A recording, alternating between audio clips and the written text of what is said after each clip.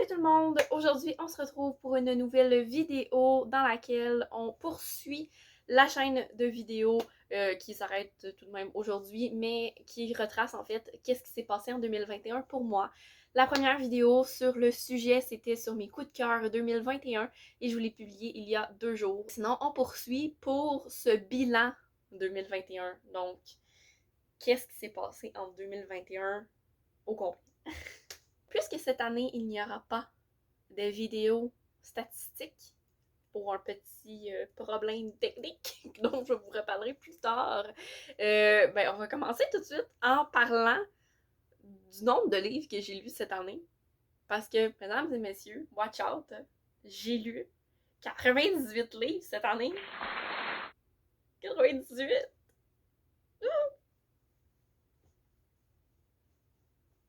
Pour vrai, j'en reviens pas que j'ai réussi à lire autant de livres cette année. Quand je dis 98 livres, ça implique vraiment tout type de lecture, fait que ce soit des romans graphiques, des BD, des albums, que ce soit en audio ou lecture. Peu importe, tout est inclus dans ce nombre-là. En 2020, on remonte un peu dans le temps, j'avais lu 41 livres sur un objectif de 50. Donc, j'avais gardé le même objectif de 50 pour 2021 et j'ai complètement dépassé l'objectif. J'étais à 2 livres de lire 100 livres cette année puis de doubler mon objectif.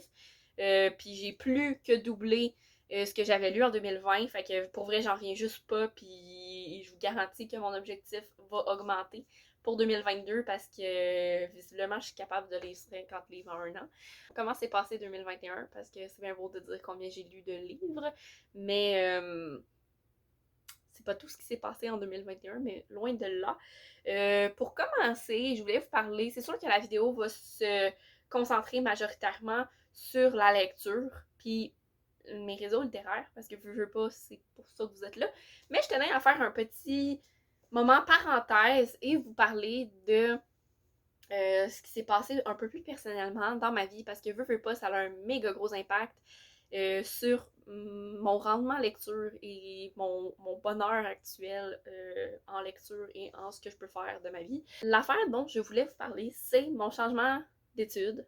Parce que c'est un move que j'ai fait cette année. Ça faisait 3 ans que j'étudiais pour devenir une allothérapeute, donc qui est un domaine dans la santé. Et en avril cette année, je me suis rendu compte que c'était vraiment pas ma place, que je me sentais plus bien dans ce que je faisais et que c'était peut-être mieux que je change de branche. Parce que très clairement, j'avais plus aucun plaisir à aller en stage. L'ambiance était plus le fun quand je rentrais en stage. J'avais plus de plaisir à passer du temps avec les patients. Puis quand t'es rendu là, puis je me souviens de ma dernière soirée que j'ai fait en stage, c'était vraiment juste horrible, j'avais juste le goût que ça finisse. J'avais hâte de retourner chez nous, de me coucher, puis de plus remettre les pieds à l'hôpital en tant qu'inalo. Donc j'ai fait le move, j'ai changé et je suis allée étudier en littérature. Donc cet automne, je suis rentrée officiellement en arts et lettres. Et ma foi, c'est tellement agréable. Je me sens si bien. Pour vrai, ça fait 3 ans que je me suis jamais sentie aussi bien en allant à l'école, en allant whatever, genre en allant à l'école, en faisant des cours. J'ai du fun à faire mes examens, là. Genre, si ça vous donne pas une idée, là, c'est que c'est ça. Pour vrai, j'ai tellement eu du plaisir. Ça m'a tellement permis de faire des choses, d'embarquer dans ce nouveau programme-là et ça va me permettre d'en faire encore plus. Et je n'ai jamais vécu une session autant chill que ça. Autant parce que j'avais 5 cours et non 10 que parce que j'étais juste à ma place, je me sentais bien où j'étais avec les cours que j'avais. Fait que pour vrai, je suis tellement genre emplie de gratitude de m'être écoutée dans ce choix-là, dans cette décision-là, de l'avoir assumé puis suivi jusqu'au bout parce que je ne serais clairement pas aussi heureuse aujourd'hui que je le suis si j'avais pas fait ce move-là. Fait que merci Salomé du mois d'avril 2021 d'avoir fait ce choix-là. Yeah! Maintenant que cette petite parenthèse perso a été fait, on peut passer à quelque chose vraiment en lien plus avec la lecture. Comment ça s'est passé niveau lecture pour moi en 2021? Et pour ça, je voulais revenir sur mes objectifs 2021 de lecture que j'avais publié sur Instagram en janvier. Je vous mentirai pas, je me souviens vraiment très so-so de c'est quoi les objectifs que j'avais.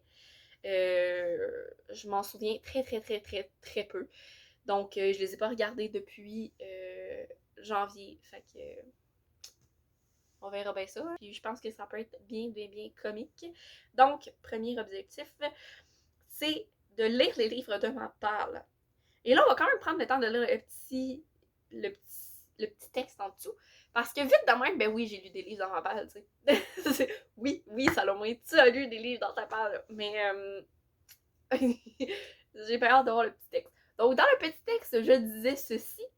Petit objectif qui ne devrait pas être trop complexe puisque ma palle est immense. True. Bon, en gros, à part les relectures, tout est une lecture qui vient de ma pile à lire. Faux. Donc, cette année, pour ceux qui sont pas au courant, je me suis réabonnée à la bibliothèque municipale de ma ville.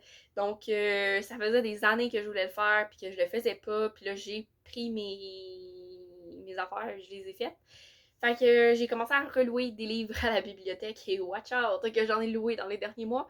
Et veux pas, quand tu loues un livre, premièrement, tu ne lis pas les livres de ta palle parce que c'est un livre que tu as loué. Et deuxièmement, tu priorises vraiment tes lectures que tu as louées parce que tu les as juste pour un certain temps, tandis que les livres qui sont dans ta palle, ben tu les as forever and ever. Fait que c'est ça.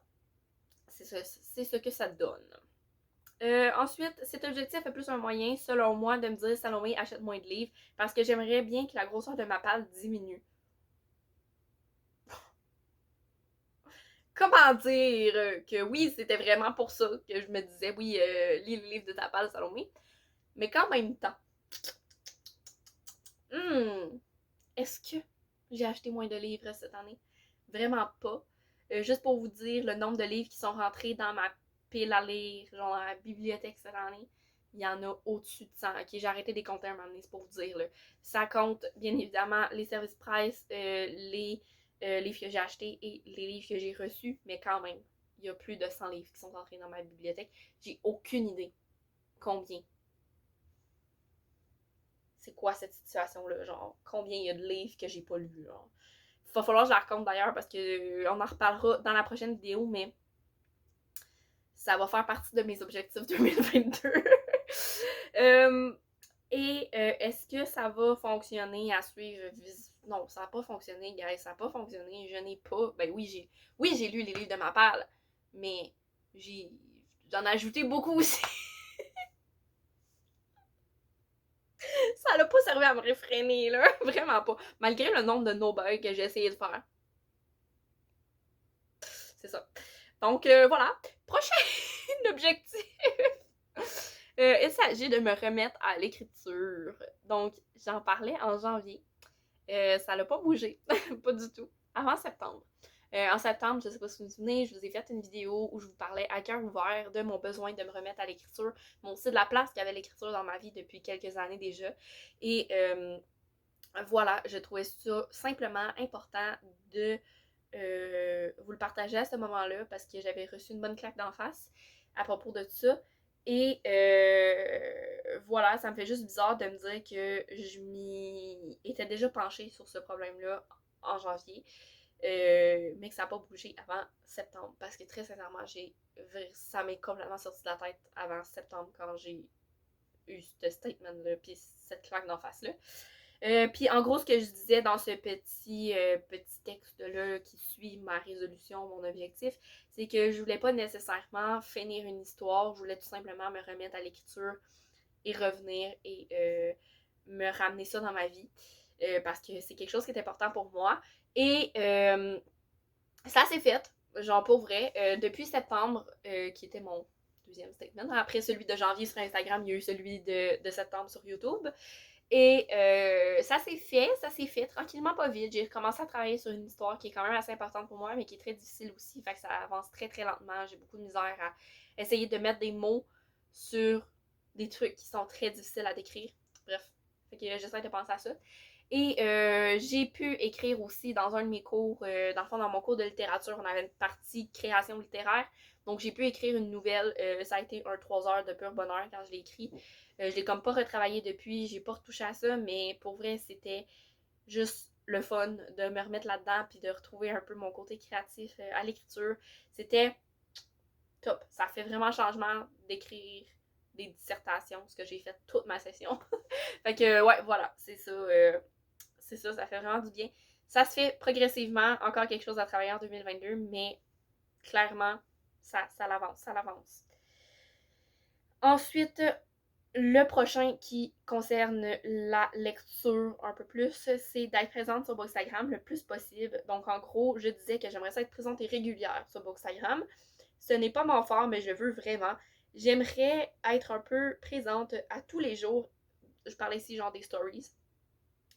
Et pourquoi pas vous offrir au moins un post par semaine. Au moins un post par semaine. LOL! C'est tellement pas arrivé! Je pense que j'ai tenu genre 3 semaines. Je vous avertis, hein, il n'y a pas 52 posts nouveaux depuis janvier sur mon compte Instagram. Mais vraiment pas. Ça vient principalement du fait que clairement, Instagram pour moi c'est quelque chose qui est beaucoup plus ponctuel, qui est quand je veux le faire, je le fais. Puis si j'ai rien à dire, je fais rien. Puis si j'ai quelque chose à dire, souvent je vais le passer en stories. Si j'ai un avis de plus à mettre, je vais peut-être le faire, mais je le fais pas tant que ça. C'est vraiment beaucoup plus ponctuel, beaucoup plus, c'est ça. Quand j'ai le goût d'en faire, j'en fais. Tandis que, et c'est là que rentre YouTube.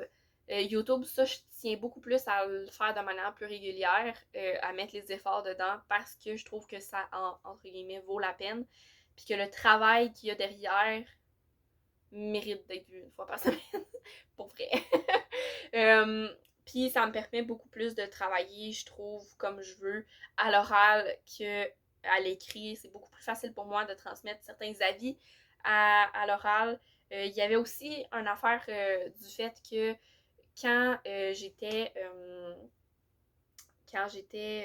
à ce début d'année, je me disais que je voulais comme recommencer à vraiment vous poster tous mes avis, genre de lecture, mais c'est pas quelque chose que je veux faire. Je ne suis pas capable de parler d'absolument toutes les lectures que je fais parce que j'en ai juste pas le goût. Ben souvent, ça me tente juste vraiment pas de parler d'une lecture, de devoir comme penser à comment écrire mon avis et tout. Fait que soit je vais en parler sur YouTube, ce qui arrive quelquefois, soit je vais tout simplement pas vous en parler ou en parler un peu de manière détournée une fois de temps en temps dans quelque chose, dans un tag que je vais faire, dans une autre vidéo, un autre concept que je vais faire.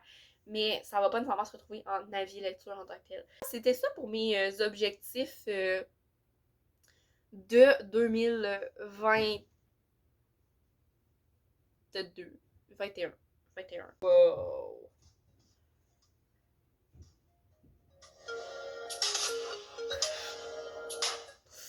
Sorry, there is an annonce. C'est pas mal tout ce qui conclut ce que j'avais comme objectif en 2021.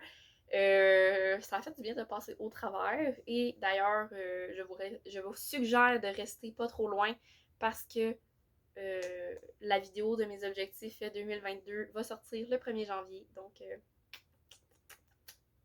vous les avez bientôt.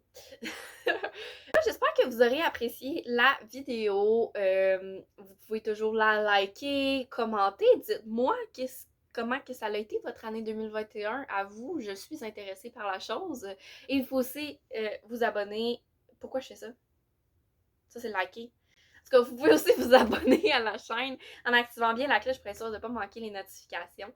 Et ben, sur ce, je ne peux que vous souhaiter une excellente année 2022, le bonheur, la santé, des bonnes lectures, tout ce que vous avez besoin, parce qu'on se revoit pas avant le 1er janvier, puis ben, c'est ça. Donc, sur ce, je vous souhaite aussi une excellente journée et je vous dis à la prochaine. Bye bye!